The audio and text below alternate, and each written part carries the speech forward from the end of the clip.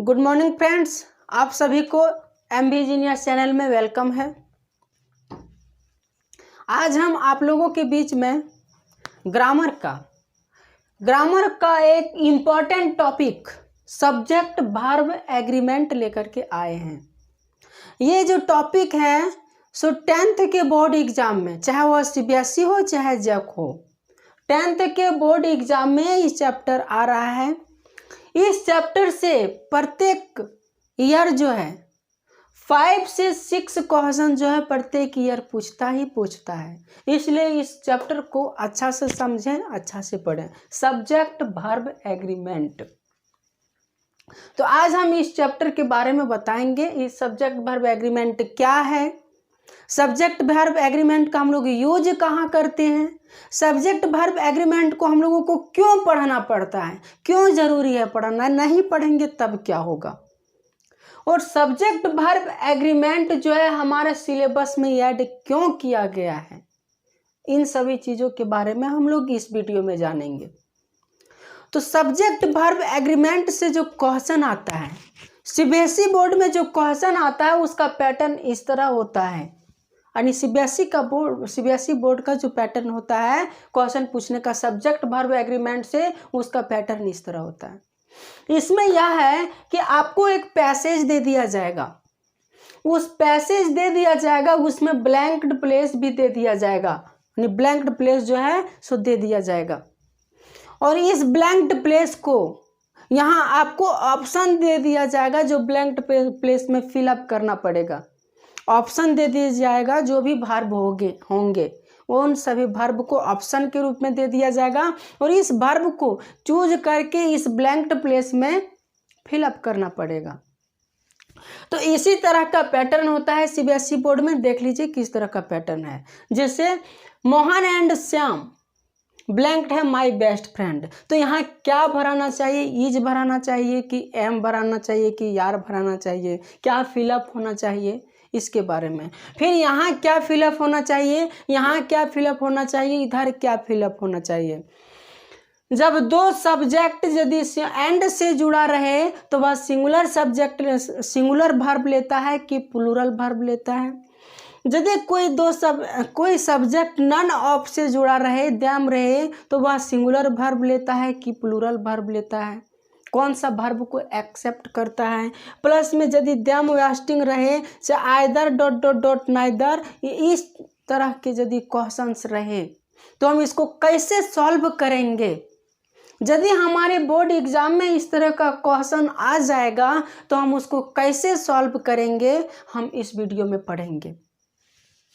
इस वीडियो में आप लोगों को अच्छी तरीके से समझाया जाएगा कि सब्जेक्ट वर्ब एग्रीमेंट को कैसे सॉल्व किया जाता है।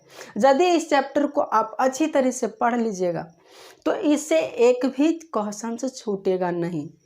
जितना भी बोर्ड एग्जाम में जितना भी कॉन्सेप्ट आने वाला है, जितना भी कॉन्सेप्ट पूछा जाता है, वो सभी कॉन्सेप्ट को हम डिटेल से यहाँ पढ़ाने वाले हैं सब्जेक्ट वर्ब एग्रीमेंट में। तो चलिए हम इस टॉपिक को स्टार्ट करते हैं। सब्जेक्ट वर्ब एग्रीमेंट को हम स्टार्ट करते हैं।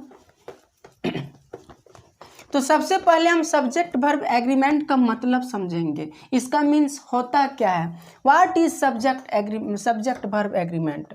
सब्जेक्ट वर्ब एग्रीमेंट है क्या। तो सब्जेक्ट वर्ब एग्रीमेंट यदि हम देखते हैं तो इसमें 3 वर्ड जुटा है। पहला है सब्जेक्ट, दूसरा है वर्ब और तीसरा है एग्रीमेंट।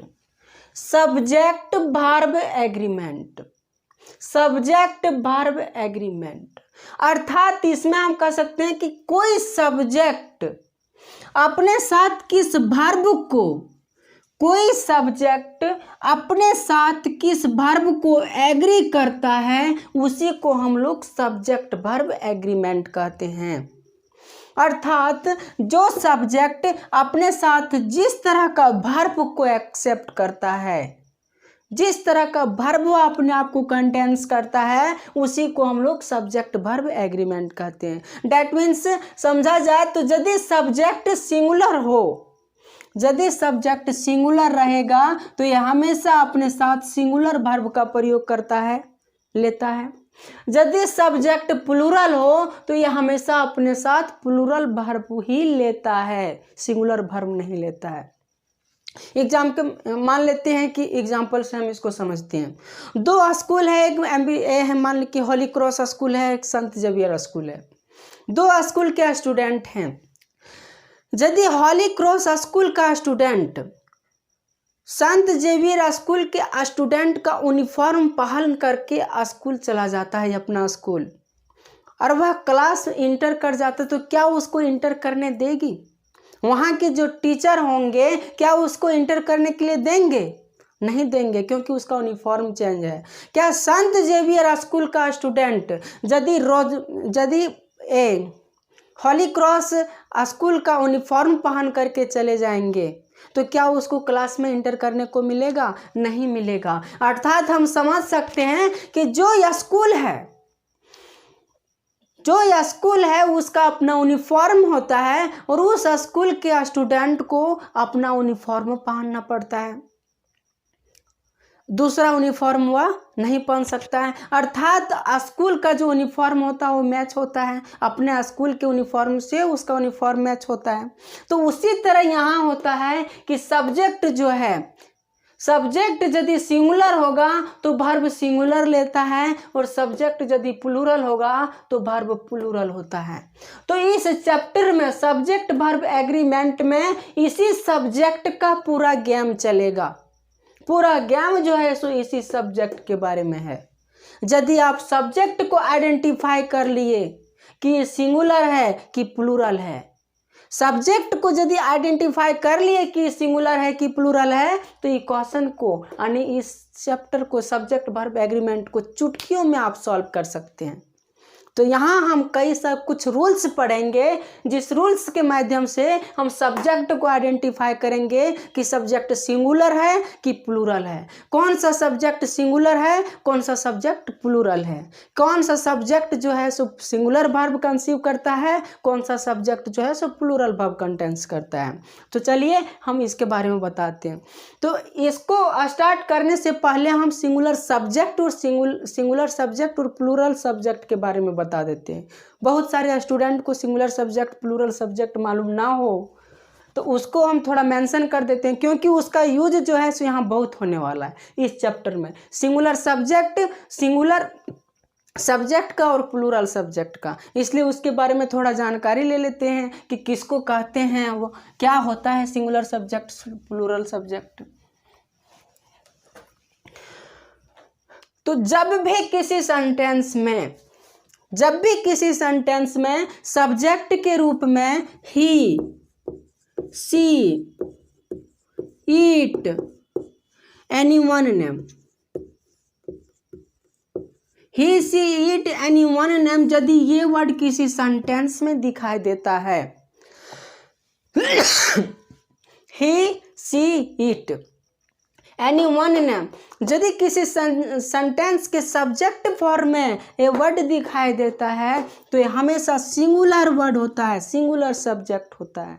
सब्जेक्ट कैसा होता है? तो ये हमेशा सिंगुलर सब्जेक्ट होता है, और ये जो सिंगुलर सब्जेक्ट होता है ये हमेशा अपने साथ सिंगुलर वर्ब को कंटेंस करता है। कैसा? तो सिंगुलर वर्ब को कंटेंस करता है, तो ये हमेशा अपने साथ सिंगुलर वर्ब ही लेता है, सिंगुलर वर्ब को ही एक्सेप्ट करता है। तो ये भी सिंगुलर वर्ब।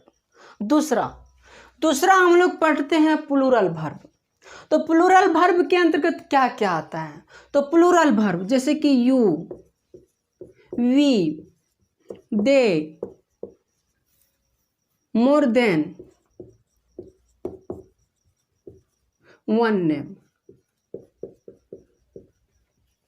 ये वर्ड यदि किसी सेंटेंस के सब्जेक्ट के रूप में दिख जाए, सिर्फ सिंपल में समझना है, अभी थोड़ा सा है, स्टार्टिंग पॉइंट है, ये तो हर किसी को आता होगा, लगभग हर किसी को आता होगा। तो ये वर्ड यदि किसी सेंटेंस के सब्जेक्ट में दिख जाए, we, you, we, they, more than one name, यानी एक नाम से अधिक नाम यदि किसी सब्जेक्ट में दिख जाए तो ये हमेशा प्लूरल सब्जेक्ट होता है। कैसा सब्जेक्ट होता है? तो प्लूरल सब्जेक्ट होता है। और जब वर्ब लेता है या अपने साथ वर्ब जो कंटेंट्स करता है वो भी हमेशा प्लूरल, कैसा? प्लूरल वर्ब ही एक्सेप्ट करता है। कैसा वर्ब एक्सेप्ट करता है? तो प्लूरल वर्ब एक्सेप्ट करता है। तो सब्जेक्ट जो सिंगुलर होता है प्लूरल होता है, ये तो आप समझ गए होंगे। यहाँ तक आप लोगों को कोई दिक्कत नहीं होगी। अब हम स्टार्ट करते हैं इसका पॉइंट से, फर्स्ट टॉपिक से जो इसका पॉइंट है उसको हम स्टार्ट करते हैं। तो अब हम पॉइंट स्टार्ट करते हैं सब्जेक्ट वर्ब एग्रीमेंट का फर्स्ट पॉइंट।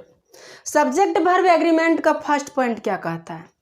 इस सब्जेक्ट वर्ब एग्रीमेंट का फर्स्ट पॉइंट वही कहता है कि यदि सब्जेक्ट के रूप में सब्जेक्ट सिंगुलर हो, यदि सब्जेक्ट सिंगुलर हो तो वह हमेशा सिंगुलर वर्ब को ही एक्सेप्ट करता है। कैसा वर्ब को? सिंगुलर वर्ब को। जैसे एग्जाम्पल में देख लिए, राम एक क्या है? एक नाम है। तो एक यदि नाम आ जाए, किसी वन नेम यदि आ जाए तो वह हमेशा सिंगुलर होता है। तो ये तो सिंगुलर है, तो सिंगुलर ये तो हमेशा अपने साथ सिंगुलर वर्ब का प्रयोग करेगा। जैसे कि इसमें फिलअप करने के लिए आएगा इज या यार फिलअप होगा, इसमें हैज या हैव क्या फिलअप होगा, ये फिलअप करने के लिए देंगे। तो यहाँ जो है सो देख रहे हैं कि सिंगुलर है, तो सिंगुलर सब्जेक्ट हमेशा सिंगुलर वर्ब को एक्सेप्ट करेगा। तो यहाँ से ईज जो है सो सिंगुलर वर्ब है, जानते हैं हम लोग। तो यहाँ हम लोग ईज बिंदास फिलअप कर देंगे। सेकेंड जो पॉइंट है ये क्या कहता है? सेकेंड पॉइंट कहता है कि यदि सब्जेक्ट, किसी सेंटेंस का यदि सब्जेक्ट प्लूरल हो, कैसा हो? प्लूरल हो, तो हमेशा अपने साथ प्लूरल वर्ब लेता है।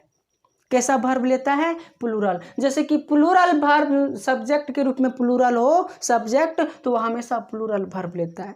जैसे दे, दे हम जानते हैं कि कैसा है सब्जेक्ट, तो प्लूरल सब्जेक्ट है। तो प्लूरल सब्जेक्ट है दे, तो ये जो हमेशा जो वर्ब लेगा हेल्पिंग वर्ब, हमेशा प्लूरल वर्ब लेगा। तो इसमें प्लूरल वर्ब क्या है? हैव है। तो यहाँ हम हैव फिलअप कर देंगे, हैव जो है फिल कर देंगे, यहाँ तक कोई दिक्कत नहीं। तो सब्जेक्ट वर्ब एग्रीमेंट का 2 पॉइंट पढ़ लिए। सब्जेक्ट वर्ब एग्रीमेंट का तीसरा पॉइंट क्या कहता है? सब्जेक्ट वर्ब एग्रीमेंट का तीसरा पॉइंट कहता है कि यदि दो सब्जेक्ट एंड से जुड़ा हो, किससे? एंड से। एंड मतलब और होता है, एंड मतलब क्या होता है? और। If two subject is connected with and, यदि 2 सब्जेक्ट एंड से जोड़ा गया हो तो हमेशा प्लूरल सब्जेक्ट होता है। कैसा सब्जेक्ट होता है? प्लूरल होता है। और जब सब्जेक्ट प्लूरल होगा तो ये अपने साथ हमेशा प्लूरल वर्ब का इस्तेमाल लेगा, प्लूरल वर्ब लेगा, सिंगुलर को नहीं लेगा। बोलेगा भाग तू, प्लूरल को हम प्लूरल बहुमत में है तो बहुमत लेगी, जो बहुमत है वो बहुमत लेगा। तो यदि सब्जेक्ट प्लूरल होगा तो प्लूरल वर्ब लेता है। तो यदि एंड से 2 सब्जेक्ट जुड़ा हो सिंगुलर सब्जेक्ट तो वह प्लूरल बन जाता है, और प्लूरल सब्जेक्ट बन जाने की रीजन से ही यह प्लूरल वर्ब लेता है। एग्जाम्पल में हम समझते हैं, Radha and Meera dancing on the stage. Radha और मीरा जो है सो स्टेज पर डांस कर रही है। राधा एंड मीरा स्टेज पर डांस कर रही है। यहाँ हम देख रहे हैं कि ब्लैंक में फिलअप करना है। तो इसको फिलअप करने के लिए सबसे पहले हमको सभी जो सब्जेक्ट है उसको आइडेंटिफाई करना पड़ता है कि जो सब्जेक्ट जो है सो सिंगुलर है कि प्लूरल है। तो यहाँ देख रहे हैं कि जब एंड से जुड़ा है और 2 सिंगुलर सब्जेक्ट है, 2 नाउन है, सिंगुलर नाउन है। तो यदि सिंगुलर नाउन हो, सब्जेक्ट नहीं सिंगुलर नाउन कर दीजिएगा, सिंगुलर नाउन।